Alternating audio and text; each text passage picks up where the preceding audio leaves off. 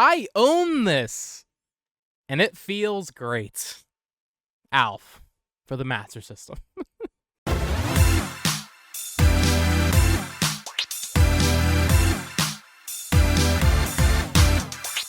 Hello there, everyone. Welcome back to the channel. Apologies right off the bat for no Nintendo Wrap this week. My computer has decided it has other plans for you folks this Friday morning. I exported it, and then during the export, it just crashed and somehow deleted every file related to the project. So no Nintendo Wrap this week, but I did do that Splatoon discussion with Abram and Tucker from Backlog Banter, so go check out that. The episode was basically just Splatoon talk anyway, because that's all that really happened. And then we got the Kirby release date. But in lieu of that, I have decided to do a not necessarily top 10, although I might title it that, rarest games or most expensive games that I own. Just kind of cool items that I've found over the years or purchased over the years. Most of it's come within the past 6 months, realistically, from when I've been doing all these collection videos. But yeah, I just wanted to show off some of my coolest items. Not necessarily from, like, 10th most expensive to first most expensive or rarest, however you want to call it. Just kind of a hodgepodge in any given order. I guess it's actually an alphabetical because I'm flipping through these price charting images that I have here, which we will be using for the prices in this video as we discuss them. So yeah, starting off, I showed it at the beginning of the video, Alf. So, and I guess I'll go through the story for each game, right? That's kind of the entire point. This is actually something my girlfriend gave me, I believe, for Christmas one year.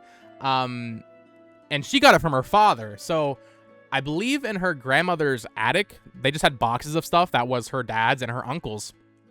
And this was in one of her dad's boxes. And she asked her dad if she could have it. He said, sure, whatever. And then she gave it to me. So thanks, GF. Thanks, Olivia. This is awesome. My entire life, I've had this, like, weird obsession with Alf. I don't know how to explain it. I've never seen an episode of Alf, and I never will. But I have, like, an Alf figure. I have an Alf plush. I like Alf. I like the design of Alf, but I never, ever want to watch an episode of Alf. Never. Never. That would ruin my life, I think. But having Alf for the Sega Master System is awesome. This is my only Master System game. Price charting puts it at about 140 complete. I don't think it's technically complete because I'm assuming Master System games come with a manual, but it has the box, which is, half the battle, and then the Master System cartridge right there, this is my only Sega Master System game. So, great condition, cool to have it, looks great on my retro shelf, and as a, I guess, Alf collector, I don't know, it's a pretty cool item to have. Now, our next game, it's weird that this game is even on the list because it really feels like it shouldn't. When I was younger, I've told this story multiple times throughout the months of my collecting videos. When I was younger, I sold a bunch of games. One of those game franchises was Pokemon. Pokemon's my favorite franchise, or at least one of them now. I think Xenoblade is slowly inching it out. And I sold all my Pokemon games, man. All of them. like actually all of them. And about 5 years ago, I bought some of them back before the prices got too crazy. This is my favorite one. I also have, well, here, I'll show this. I got Black 2. This goes for about 140, same as Alf, on price charting, or at least according to them. This is complete.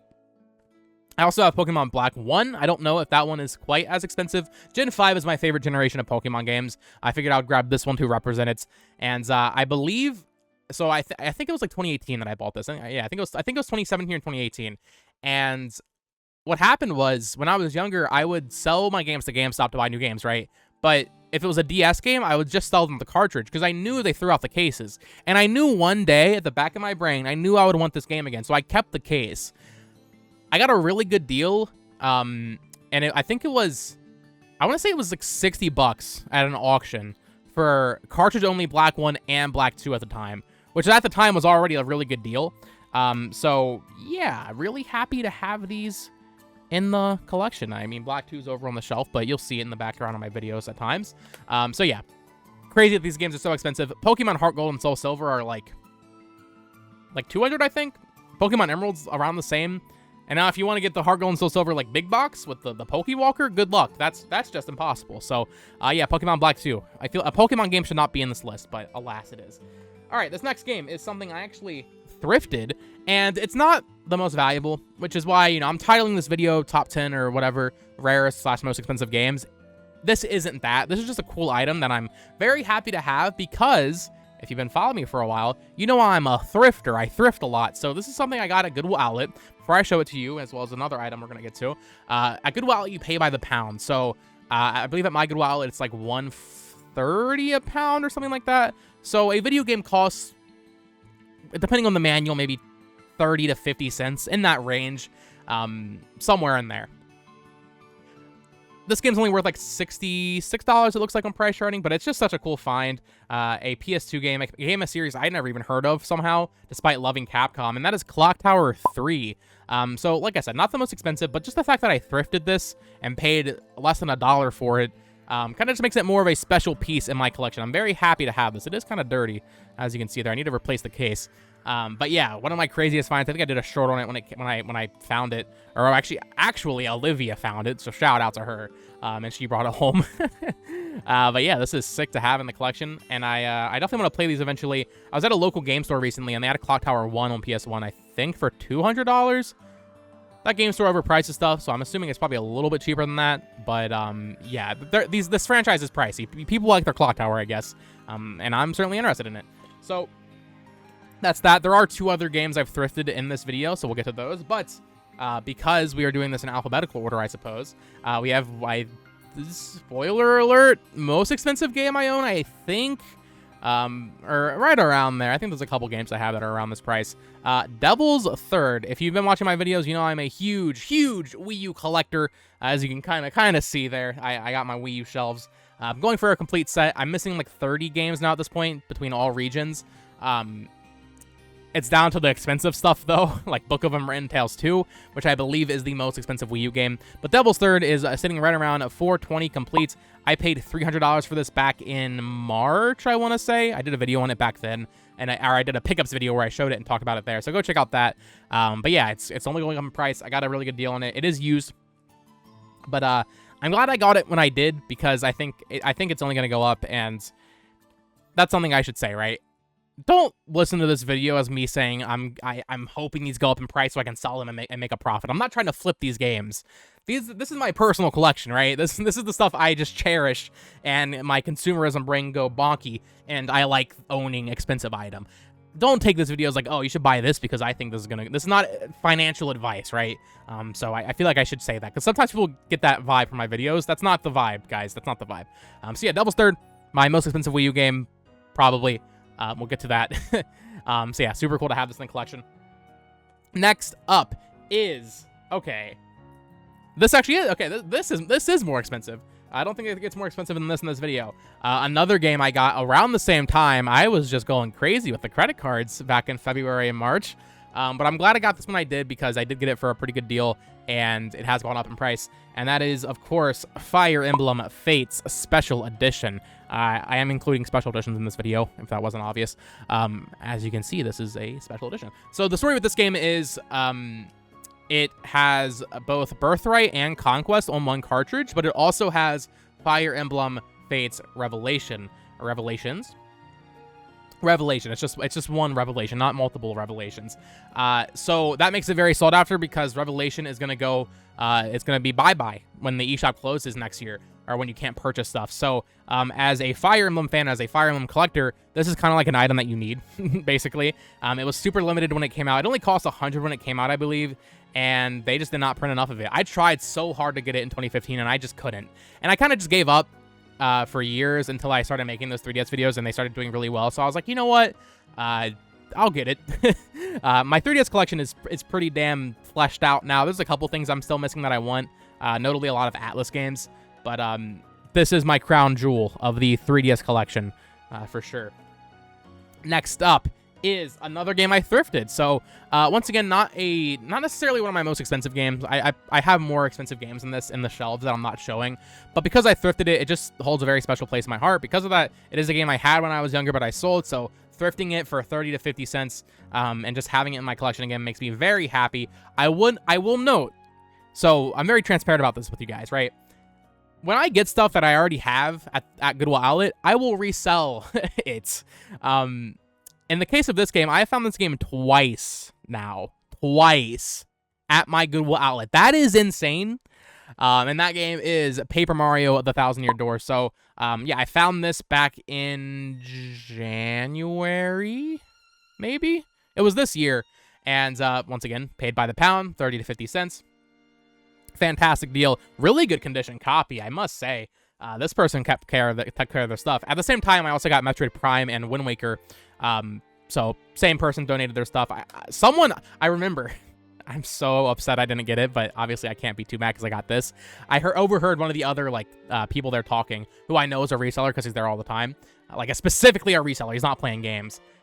He got Fire Emblem, Path of Radiance, so a little salty about that. But finding this at the Vens, super awesome. Glad to have it. I have found it twice now, like I mentioned. I sold the other copy because I don't need 2 copies of Paper Mario. That's a little extreme. And then selling that allows me to fund my ALF games. I don't freaking know, dude. Next up, another game I thrifted. This one was very recent.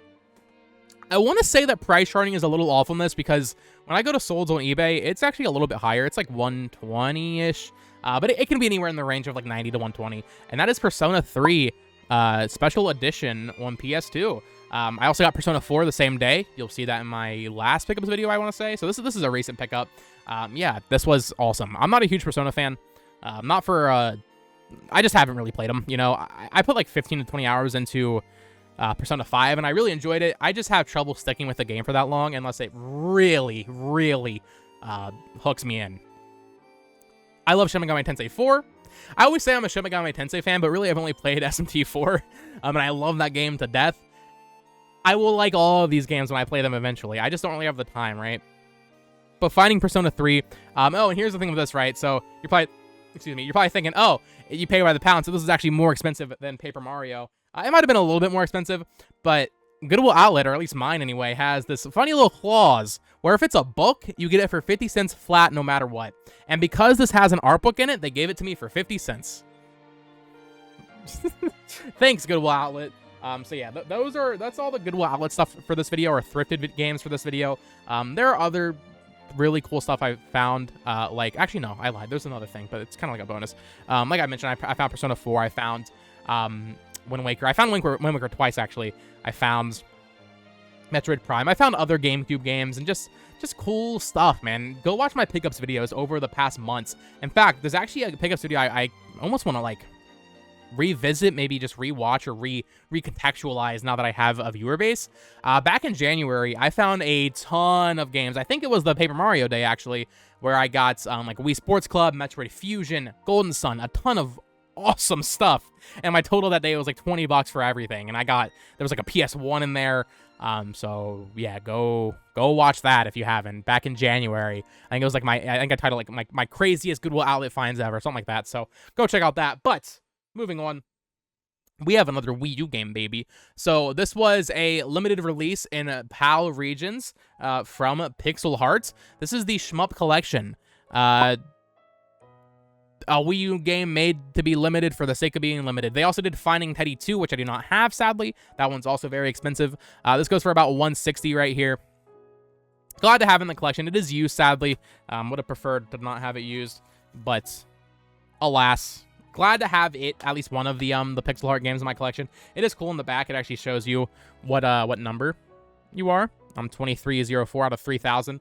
So 3,000 of this game exists, which actually isn't really an insignificant amount, but because it was made under the context of I think it came out in 2017 or 2018 on the Wii U. It inherently is going to be rare just for collectors. It's kind of like Fragrant Story, right? It's going to go up in price just because it was made for collectors almost. But still, glad to have it in the collection. Oh, I should say, I think I paid $100 for this. Also, back in April, maybe. Next up, another Wii U game. Wow. What a theme we have going here. Another game that I think price charting is a little off with. I've seen this sell for $150 to $200. But it fluctuates, I guess. It depends on how bad the people want the amiibo. And that is the Twilight Princess HD amiibo bundle box here. So, full story. I bought this when it came out in 2016. On release, I had it pre-ordered. Awesome. Eventually, I sold my copy of the game by itself and kept the amiibo. Eventually, I sold the amiibo on eBay, I think for $40 or something, because I decided I didn't really care about having loose amiibo because I had opened it. I'd rather have them in box. They just look nicer in my opinion, but it is what it is. My roommate was selling a bunch of his games, and this was in 2018, I want to say, 2019, before the game skyrocketed in price. So I think I paid him $35 for it because that's what it was worth at the time. So I had the game by itself. And then at some point, I think when the pandemic first started, I found a listing for this big box with the amiibo for 40. So I went ahead and bought it just to complete the set. And now it's worth about, according to price charting, 123. I think it's more than that. But I guess I can't argue with the price charting gods. Also, another game, I have found Twilight Princess by itself, not the big box, obviously. I have found Twilight Princess at the bins, which I then sold to buy other video games. So, yeah. More Ben stuff, more Ben's history there. Yeah, Twilight Princess big box, pretty cool. Next up, this is a Switch game. This is our first Switch game, huh? I didn't realize this was going up in price so much. Okay, to be fair, I'm not gonna show it. I do have the Fire Emblem Echoes, Shadows of Valentia Special Edition. I think it's around the same price. I'm not going to show you every single thing I have in here. Like, I have the AI Somnium Files Nirvana Initiative Collector's Edition. That's inherently worth $130 because it just came out. I'm not going to show it. But this thing I'm going to show because I like it. Xenoblade Chronicles Definitive Edition, Definitive Set. Works Set. It's just the game and the art book. It's going for like $150. I like it. I like Xenoblade. I'm on my Xenoblade crack right now, so wanted to show it. Yeah, real quick. And then same side of that coin, except another game that I think price charting is wrong about. I've seen this go for like $250 to $300 used, which is crazy. Xenoblade Chronicles X special edition for the Wii U. This came with the art book, the game, the art card, as well as that little weird USB drive. I am thinking about doing a actual just dedicated video to my Xenoblade collection or just Xeno series collection because I've been getting a lot of stuff recently for it, and yeah, I think that might be a fun video. I have some cool stuff. I don't have Xenoblade 2 Special Edition, which is like that's my biggest hole in my heart. Xenoblade Chronicles 2 is my favorite game of all time, but that Special Edition is so expensive that I just haven't been able to pull the trigger on it. But I own Devil's Third, so I guess nothing's out of the realm of question, or realm of possibility, I should say. All right, I think we have two more games here. So next up is a 3DS game. Second 3DS game in this video, Yokai Watch 3. So if you've been a viewer of my channel for a while, you know the story. This game is crazy rare. This was a 2019 Nintendo published release for the Nintendo 3DS. No one was buying 3DS games in 2019. Similar stories with, actually, I think Yokai Watch Blasters has eclipsed this game in value. Both those games, I think, last I checked, were going for like $400 to $500 each. I don't know if it's still doing that. It's been months since I looked. I stopped trying to get them, to be honest. As well as Psychic Spectres, I think, is like $150. This is a sealed copy, so it's worth about $240. I believe, yeah. So what happened was I saw the listing for $80 one day back in February. And I didn't really trust it because it was a stock image. So I sent a link to my friend Caleb, and he bought it, and then it was real. And he was like, oh, well, I don't actually want this. So he sold it to me or traded it to me for other stuff of equal value. Because he just doesn't care about collecting Yokai Watch. It's just not what he is into. Yokai Watch is a series I haven't really played, but I do plan on it eventually. And, well, I can assure you I'm not going to open this. There's no point in opening it when there's other ways to play this. So, yeah, Yokai Watch 3, my most expensive, not special edition 3DS game. And then, yeah, I think Yokai Watch Blasters is well on its way to being one of the most expensive 3DS games. All right, we have two more items here. Really just one more, but I want to show this real quick before we head off to the final real item. This is some other things I thrifted, or actually my girlfriend thrifted and ended up giving to me for Christmas last year. Not worth a lot, but I'll never have another excuse to show this in a video, so I want to show it because it's really cool. So this was in, you know, I always explain in the bins, there's like the media bins and there's like the hard goods bins of like toys and stuff. This was in the hard goods, not the media. And for some reason, no one else grabbed it. Like, they were taking the bin away, and no one had grabbed this. This is an Atari Lynx game, Xenophobe, complete in box with the manual here. But what was crazy is that whoever donated this had just shoved a bunch of Lynx games in here. I don't have a Lynx, and I probably never will because they're very expensive. But in this box, we had, I think, what was this here, 6 Lynx games. So we had Warbirds, which also had the manual shoved in. Ninja Gaiden. I'm not putting prices up for these. I think Xenophobe's like 50 complete. And then everything else is like 20 to 30. Cyberball.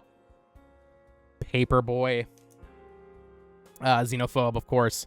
And then finally, Zarlor Mercenary. So, yeah, just that's probably one of the coolest finds at the bins. Not necessarily worth the most, but just something really quirky, you know. It's not something you'd really expect to find at a you know, people aren't going to garage sales and finding Link's games. You're not doing that unless you get crazy lucky, which I guess I did. But with that said, let's move on to our final item. Okay, so here's the thing, right? Here's the thing. Price charting is wrong. I know they're wrong because when you go to the complete inbox sales for these, because you can like check what the actual sales were, where they're getting their data from, it's not complete. They're just talking about the game. This has to be the rarest thing I own, but I don't know the inherent value on it because none are listed and none sell. I think I got the last one of this, and that was back in March or April. None have sold since then. If I listed this for $500, I think it probably would sell eventually. I'm not going to do that because I want to keep it. So probably my rarest game, but there's just so few of them that you really can't even put a price on it. You know, this is the type of thing that Scott the Woz would see and be like, oh, wow, I need that. So unless he already has it, I don't know. He might. I don't think he does, actually, as a casual viewer of his. So this is the Skylanders Spyro's Adventure big box portal box set, right? This was exclusive to Japan, Toys R Us in Japan, published by Square Enix of all things. This game never came to Wii U in North America. This is the best version of the game in terms of just like being on the best console, like the most powerful console, because it didn't come to PS4 or Xbox One. It is the weirdest thing.